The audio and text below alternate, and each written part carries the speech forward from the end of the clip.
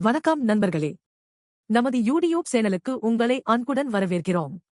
இன்று நாம் விரிவாக பார்க்கப் போவது 2026ஆம் ஆண்டு ஐபிஎல் தொடரில் மே 23ஆம் தேதி நடைபெற்ற லக்னோ சூப்பர் ஜெயண்ட்ஸ் மற்றும் பஞ்சாப் கிங்ஸ் அணிகளுக்கு இடையிலான 68வது லீக் போட்டியை பற்றித்தான். பிளே ஆஃப் சுற்றுக்கு தகுதி பெற இரு அணிகளுக்கும் இது ஒரு மிக முக்கியமான போட்டியாக அமைந்தது. குறிப்பாக பஞ்சாப் கிங்ஸ் அணிக்கு இது வாழ்வா சாவா என்ற கட்டாயம். டாஸ் வென்ற பஞ்சாப் கிங்ஸ் அணியின் கேப்டன் ஸ்ரேயாஸ் ஐயர் எந்த தயக்கமும் இன்றி முதலில் பந்து வீச முடிவு செய்தார். முதலில் பேட்டிங் செய்ய களமிறங்கிய லக்னோ அணிக்கு ஜோஷ் இங்கிலீஸ் மற்றும் அர்ஷன் குல்கர்னி களம் புகுந்தனர். முதல் ஓவரிலேயே 16 ரன்களை குவித்து லக்னோ அணிக்கு ஒரு அதிரடியான தொடக்கத்தை கொடுத்தார்.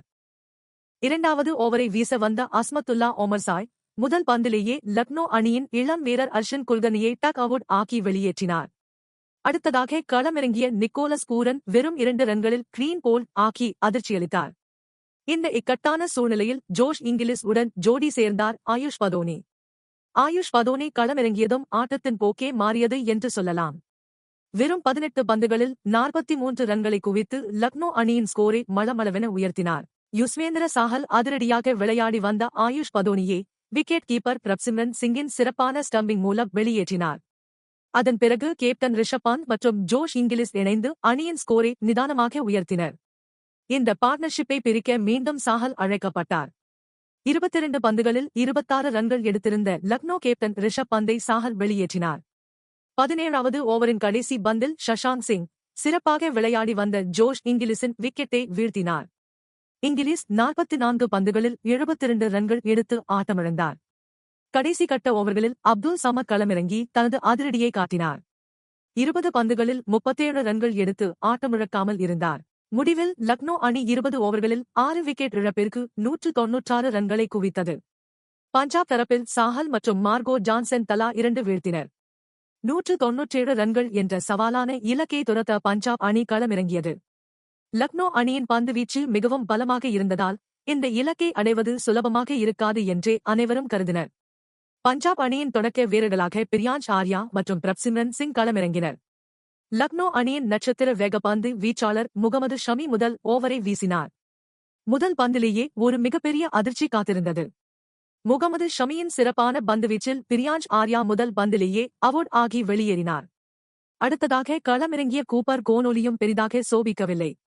அவரும் 10 பந்துகளில் 18 ரன்கள் எடுத்த நிலையில் முகமது ஷமியின் பந்துவீச்சில் ஆட்டமிழந்தார். ஆனால் அதன் பிறகு கேப்டன் ஸ்ரேயாஸ் ஐயர் பிரப்சிம்ரன் சிங் உடன் கைகோர்த்தார். இருவரும் தொடக்கத்தில் நிதானமாக விளையாடி விக்கெட்டுகளை பாதுகாத்தனர்.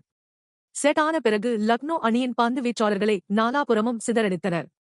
பிரப்சிம்ரன் சிங் 39 பந்துகளில் 69 ரன்களை குவித்து அசத்தினார். இந்த ஜோடி 3வது விக்கெட்டுக்கு 140 ரன்களை பார்ட்னர்ஷிப் ஆகஸ்ட் குவித்து ஆட்டத்தின் கட்டுப்பாட்டை முழுமையாக லக்னோ அணியிடம் இருந்து பறித்தது. மறுபுறம் ஒரு உண்மையான கேப்டனாக ஒரு தலைவனாக நின்று விளையாடினார் ஸ்ரேயாஸ் ஐயர்.